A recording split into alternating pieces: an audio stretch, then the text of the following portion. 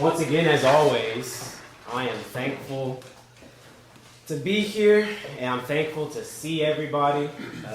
These last couple weeks, personally for me, has been a bit of a roller coaster, but I'm reminded of what the psalmist said in Psalm 73, verses 16 and 17. Well, really the whole beginning of that chapter, he's contemplating how the wicked are prospering, and he can't understand how someone who hates God and does everything against him, how they still get to get over in this world, how they still get to experience earthly success. And verse number 16 typically resonates with me, where there he would say, I thought to know it, but it was too painful for me. It was too much. I just couldn't really understand it. But verse number 17, the tone changes. And he says, it wasn't until I came into the sanctuary of God that I understood their end. And so I'm thankful to be here, because one of the things that it does for me is it recalibrates my mind personally, to be able to sing these songs, to be able to think about the words, to be able to pray to God, to be able to partake of the Lord's Supper, not think about me and myself and my own little problems, but to understand what Christ did for me personally, and that he died on the cross for me, and I can remember those things. And I get to have the pleasure to be able to prepare sermons and to study, but I also learn in this as well. And so it's not that, I'm up here, I'm teaching y'all, so y'all are getting the benefit. I'm not. No, absolutely not. As a matter of fact, it's my personal opinion. If you ask most teachers, they probably get the most when they teach. And so I'm thankful to be able to have this opportunity. And even when we think about when we go through things in life and things that are too painful for us to try to even understand. Sadly, a lot of people, they turn to everyone and everywhere but God. But we're thankful for God that he is there for us. I'm reminded of David in 1 Samuel chapter 30. I believe it's verse number 6, where really in the beginning of that, they went to go fight a battle, and David and his men come back only to find that where they were was burnt to the ground. Their city was burnt to the ground, and their wives and their children were taken captive. I can't imagine leaving on a long trip and coming back home and seeing my house burned down to the ground. And even if I had men with me and employees and people that relied on me and followed me, their houses burned to the ground, their wives and their children and their sons and their daughters taken captive. And those men were blaming David. And it said they even thought to stone him. But at the end of that verse, it said David strengthened himself in the Lord his God. What all that looks like, I am not sure what exactly he did. But I know that we can strengthen ourselves in God today. We can exhort one another. As a matter of fact, that's Hebrews chapter 3 and verse number 13. We're told to exhort one another daily while it is called today. And look at that last phrase. It would say, lest any of you be hardened by the deceitfulness of sin. We understand that sin takes many forms and it manifests itself in many different ways. It may not be just murder, or it might not be murder, but it could be hatred towards your brother. Jesus would correlate those two things in Matthew chapter 5. My point being is, if we're not careful, if we don't encourage and exhort one another, we can find ourselves after 1 week, 4 weeks, half a year, we're hardened, we're calloused, we're stubborn to sin, and we allow it to take over us. And we allow it to take over our minds. And then it gets to the point where it's not that big of a deal. It doesn't really mean much anymore because we've allowed sin to harden us. And so, I'll say it once again, I'm thankful to be here because every one of y'all are an encouragement to me. Y'all are an exhortation to me, our conversations, words of encouragement. It helps me not to be hardened because of sin. And it's not just my sin, but the effects of sin. We understand from Genesis chapter 3, whenever Adam and Eve took of that tree, they partook of the fruit, God said, the day that you eat it, you shall surely die. You shall die. Now, of course, we understand that the devil pulled a double entendre and said, you're not really going to die. They didn't physically die in that instant, but they brought in the process of spiritual death and the process of physical death. Not only that, if you think about what really took place, death and sin, if you live long enough on this earth, you're going to experience the effects of sin. and it's going to affect you. That's what I believe to be the reference of the curse of mankind. Mankind is cursed because we all experience sin, whether our own or whether the sin of someone else that affects us. You think, for example, an adolescent, let's say they're 9 years old, innocent, but then their father walks out on them and leaves their mom for another woman. That child didn't do anything. That child didn't do anything to deserve that. But that child is going to be affected for the rest of their lives because of the sin of another person. And so that child has to carry that with them and have to learn how to deal with sin. Deal with the way that it has affected them.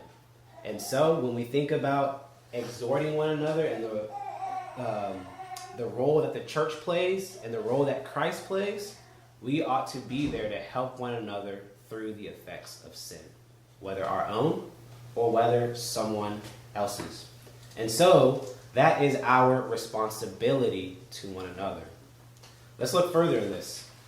The passage we're going to be leaping off of is Philippians chapter 2. Philippians chapter 2. We're talking about a responsibility one to another. And more specifically, when it comes to encouragement and exhortation and service. We're going to be talking about service. Now, we talked about in Bible class how that can look different. Giving to someone can look different. It's not always money. It's not always just time. It can look different. But consider Philippians chapter 2, verses 6 through 8, I believe. We see Jesus. And Paul is outlining what Jesus gave up and what Jesus did. He didn't see equality with God something to be grasped, something to be held onto. But it says that he emptied himself. He made himself of no reputation. He took on the form of a servant, being made in the likeness of men. And so he was in the form of God, but then he took on the form of a servant. He dropped that exterior and put on the likeness of man. And it said that he became obedient, even unto death, even the death of the cross. But in verse number 5, we see an exhortation. It says, "Let this mind be in you, which was also in Christ Jesus." Now, verse number 3 and 4 is going to tell you what that mindset, what that attitude was. Verse number 3 says, "Let nothing be done through strife or vainglory, but in lowliness of mind, let each esteem other better than themselves." Nothing be done through strife. That's the idea of selfish ambition. Or vainglory. This idea of thinking that you're so high, you're so lofty, that I'm going to act in a certain way that is in accordance with that. But in lowliness of mind, let each esteem other better than themselves. That word better carries the idea of being of greater importance. We see that typically with our children. Men and women, mothers and fathers, are typically willing to bend over backwards and do anything, make any sacrifice so that their kids can have a better life, that their kids can be set up for the future. Because parents see their kids as more important than their inconvenience, than their, I don't want to get up and go to work. They see their kids more important than that. And so that's the idea being communicated here, is the encouragement to see one another as more important than ourselves. Look at verse number 4. This is where we really want to focus. "Look not every man on his own things, but every man also on the things of others." Look not every man on his own things, but also on the things of others. This is the attitude that Paul is encouraging Christians to have. That word look is the Greek word skopeo. Skopeo. You might hear the word scope, like a gun scope. This is important because when you think about a scope, as a matter of fact, one of the brethren at College Station, He dropped like 10 G's on this thermal scope. It was nice. He let us look through it and, see it and whatnot. It was very nice. It had, of course, all the heat signatures on it. It even had the distance on it and everything. It was nice. But the purpose of that scope was to hone in on a target and pay attention to it and be so accurate that you won't miss. So, think about that when it comes to looking on the things of others. Don't just look at your own things. We talked about this morning, rising above our culture. Our culture is very independent. It's very, I'm going to pull myself up by my own bootstraps. I don't need no help from nobody. And I'm going to do my own thing. But here Paul is saying, no, don't just look at yourself. Don't just have your scope on yourself, on your own things, on your own family. But rather also have your scope on the things of others, on the things of one another. Why? Because that's the mind that Christ had. That's the mind that Christ had. And frankly, sometimes the extent of our scoping is, well, you're here.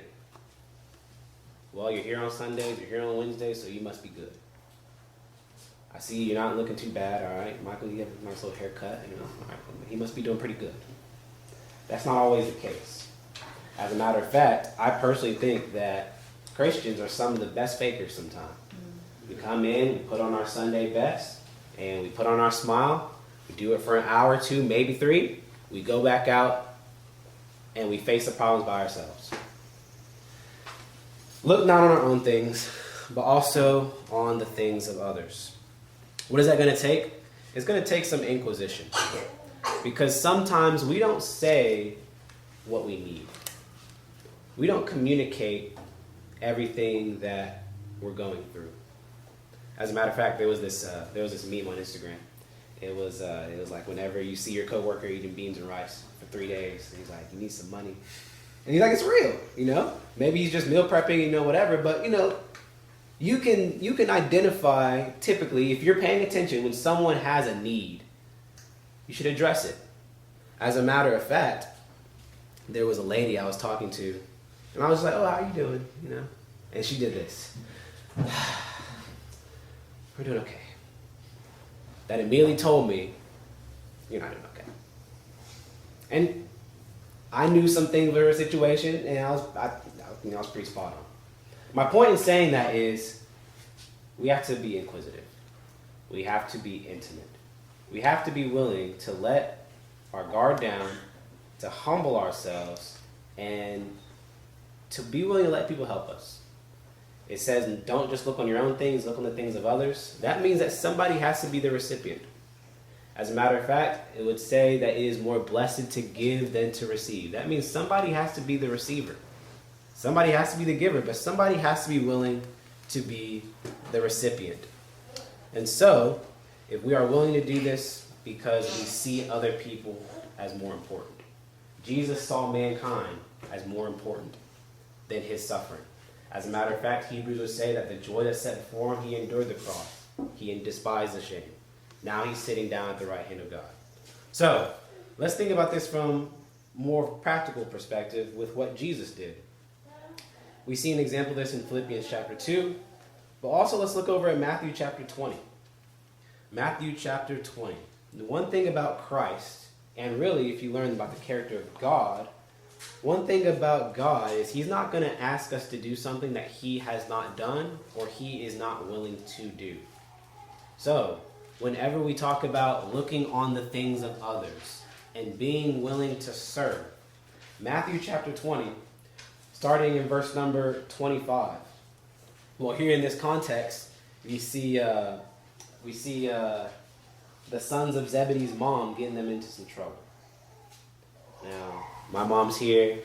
I don't know if I've ever been in a situation where, she told me to do something and she got me in a situation. This is kind of what's going on here. She comes to them and she asks Jesus, "Hey, let my son sit at your right hand and your left hand in your kingdom." They wanted a position of authority. They wanted a position of rule, typical of men. But look at verse number 25. It says, "But Jesus called them unto him and said, Ye know that the princes of the Gentiles exercise dominion over them, and they that are great exercise authority upon them.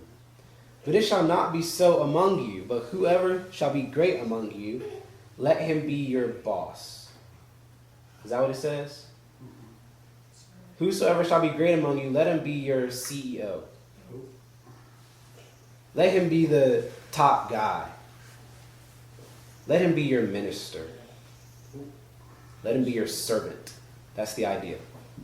Let him be your servant. Whosoever shall be chief among you, let him be your servant. Same idea.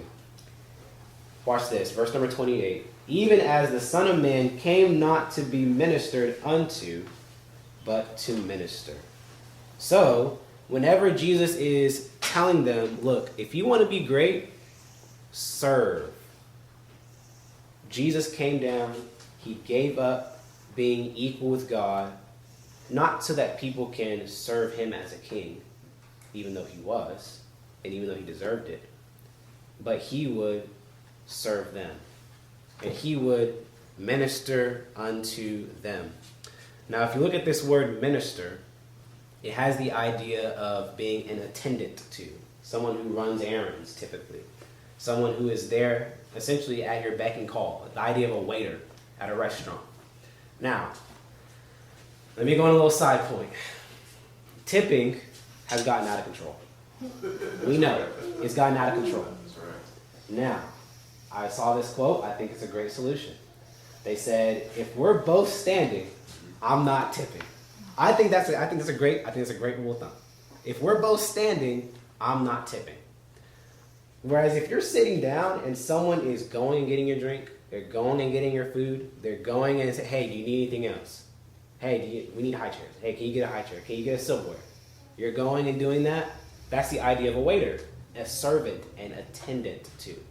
So when we think about that, service, attending to someone, let him be your minister. A personal question we have to ask ourselves is, who was the last person I ministered to? When was the last time I served someone to the capacity that it seemed like I was their waiter at a restaurant? You've been a waiter at a restaurant before, right? Oh, okay, I didn't even bring that up. When was the last time I have done something just for somebody else? No personal gain involved, no personal recognition involved, might not even get a tip. Service.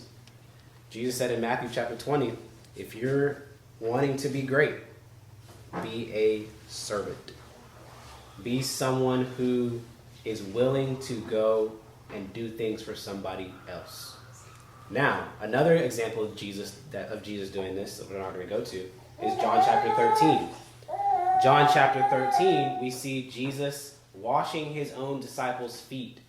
And as a matter of fact, if you look earlier in that context, it would say that he put off his garments and put on a towel. Why did he do that? Because he was about to get his hands dirty. Now let's make a subtle point here. Sometimes we're not willing to get our hands dirty with people. There are people that are in some pretty difficult situations, and we're going to have to get our hands dirty if we're really going to want to help them. Things about drugs, addiction, really any addictions, things about difficult family situations. You want to help those people, you got to get your hands dirty. Jesus took off his garments and he put on a towel and he got his hands dirty with his disciples. At the end of it, he said, I did this as an example. You do that to one another. And so, if Jesus was willing to wash his disciples' feet, what are we willing to do for one another? Sometimes I'm not doing that. Service. And so, let's look at this from the perspective of Jesus' command. Matthew 25. Matthew 25. Sometimes we say, well, I don't know what to do. I think that's legitimate sometimes. Look at Matthew chapter 25. We're going to start at verse number 41, where here Jesus is contrasting those on the right hand and those on the left. and what he was going to say to them. Verse number 41 says, Then shall he say also unto them on the left hand, Depart from me, ye cursed, into everlasting fire, prepared for the devil and his angels. For when I was an hungered, and you gave me no meat, for I was thirsty, and you gave me no drink. I was a stranger, and you took me not in. Naked, and you clothed me not. Sick, and in prison, and you visited me not. Then shall they answer him, saying, Lord, when saw we thee an hungered, or athirst, or a stranger, or naked, or sick, or in prison, and did not minister unto thee?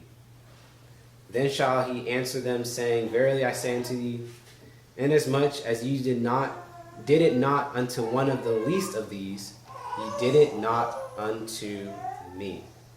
And so, this is the idea of ministration, service, people in these situations, and going out and doing things for them. You see in verse number 33, that term visited. Those who are sick and those who are in prison, you didn't visit me. Well, that links to James chapter 1 and verse number 27. Pure religion, undefiled before God the Father, is this: to visit the fatherless and the widows in their affliction, and to keep himself unspotted from the world.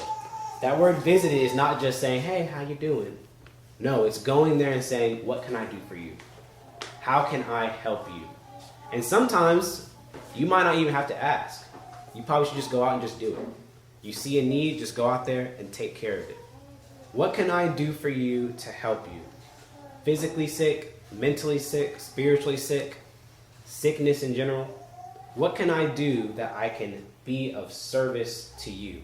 How can I spend this, if I can say this, hour just focusing on you? How can I benefit you? And in turn, it ought to be the case that someone is willing to do that for you as well. Now, everyone is taken care of. Just like we talked about in Bible class, God set it up in his nation that everyone will be taken care of no matter what the situation is. That is the church. I should be able to look at each one of us, each one of you, and think, how can I help you? And y'all should be able to look at me and say, how can I help you? Everyone is considered, everyone is thought about, everyone is taken care of. One word I didn't notice until this study was that word least in Matthew chapter 25 and verse number 45. Did it to the least of them. That word least carries with it the idea of being on a low social rank. You know, those people. Those people. You know, we don't want to mess with them. It's kind of funny. I kind of felt bad because I made fun of her for it, but this one lady, she had us over for dinner. She had a couple of us over, actually. Mostly younger crowd. And she was like, yeah, since we got this new house, we've been wanting to have everybody at the church over. And this is what she said. She said, we wanted to have the elders over and then just work our way down. And I was like, work our way down, huh? So I was like, we're at the bottom of the totem pole. Yeah. But she didn't mean it like that. I get it. But sometimes we think like that. That brother's right here, that brother is right here. That sister, she's up here. And everybody else, there's that one person in the corner. It's like, okay, glad you're here, but whatever. Jesus said, when you did it to the least of them, when you did it to the least important that we think of, the least respected, the least regarded, he said you did it unto me. Now, let's think about that in light of John 12. John chapter 12, matter of fact, let's turn over there. John chapter 12 and verse number 26. This is interesting because we don't always think about serving Christ like this. We don't always think about it like that. We think we're serving our neighbor. We are. We think we're serving our brother. We are. But in a sense, we're serving Christ himself. Look at John 12 and verse number 26. It says, if any man serve me, let him follow me. So now connect these two ideas in Matthew 25. You did it to the least of them. You did it unto me. Now he's saying, if any man serve me, let him follow me. And where I am, there shall also my servant be. If any man serve me, him will my Father honor. Now, If you're going to serve Christ, you got to follow him. If you're going to serve Christ, if you're going to do these good deeds, you got to follow him as well. Which means, if we're going to do it, we have to live it. If we're going to do it, we have to live it. Both in the proactive sense and in the reactive sense. I don't know how much good it does for you to give someone what they need and then turn around and treat them like dirt. It doesn't make any sense. If you're going to serve Christ, you have to follow him if you are going to be glorified by the Father. And so, if we connect this with our morning Bible class, should we not serve the world as well? We serve one another, absolutely. But should we not serve the world? Should the world not get a taste of what it feels like to know that someone cares about them? There are many people out there that feel like no one cares. Everyone in their life has abandoned them.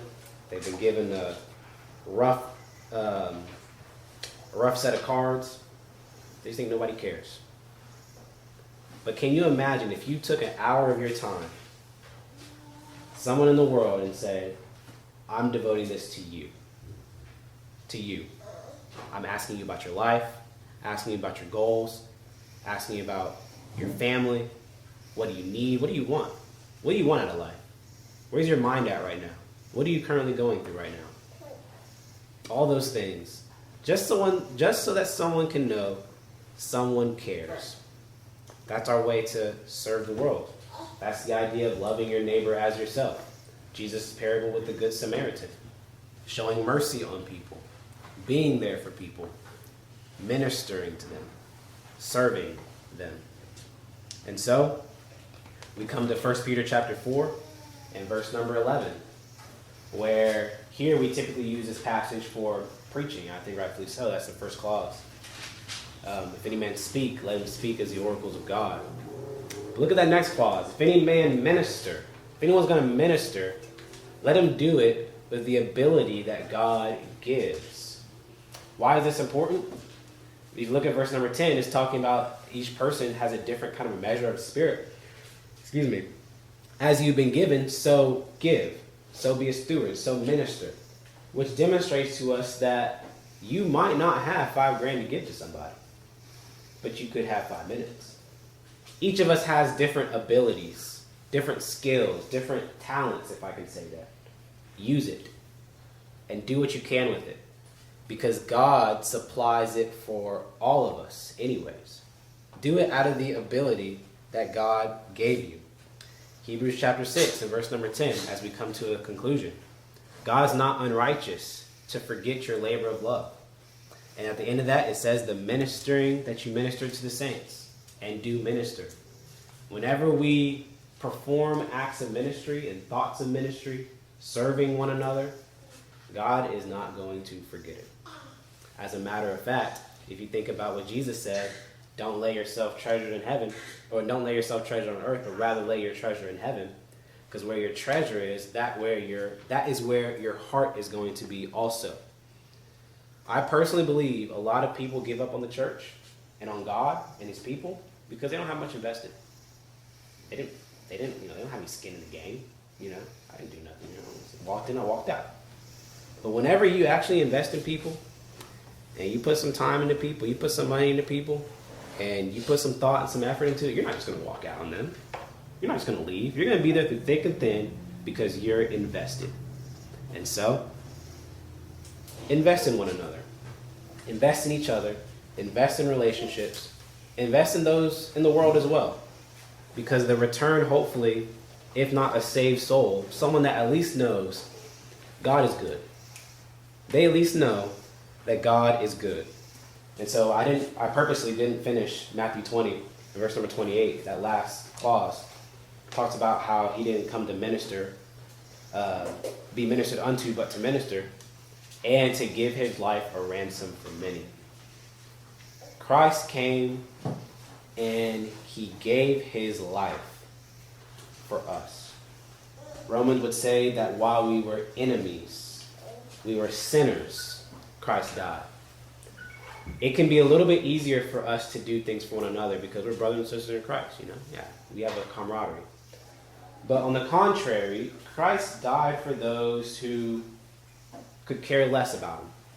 As a matter of fact, he died for the very ones that put him up on the cross. As a matter of fact, he died for the ones that hammered those nails into his hands, that suspended him in the air. He died for those same people that whipped him, and that even with the mindset to form a crown of thorns with the intent to shove it on someone's skull for them to experience the most pain and the most suffering, that debased mindset, he died for that individual. And as a matter of fact, he died in hoping that they would change. And so, when we think about us, sometimes we say, well, I wasn't that bad. Christ died for all sin and all sinners. And so, he ministered, he served, he came down from heaven, he spent his time here, and he served us in that way. And he suffered, and he died. But, of course, as the story goes, he rose again. And he established his church through the apostles, as we see in Acts chapter 2, the one church which we read about in the Bible. And on that account, Peter told them to repent and be baptized, everyone in the name of Christ, for the remission of sins. And so now, those same people that committed those heinous acts can take part in that blood that they shed in order to be remitted of those heinous acts. One of the greatest, if not the greatest, stories of mankind. And so, of course, you can be a part of that by being baptized into Christ. But I believe most of you Christians here, if you're a Christian, serve. Be a servant. That is the way to greatness. Not rising the totem pole of corporate ladder, not finagling your way politically and through underhand means, but it's through service. It's through waiting on other people and seeing how you can be a benefit to them. So try to do that this week. If you have any needs, come as we stand and as we sing.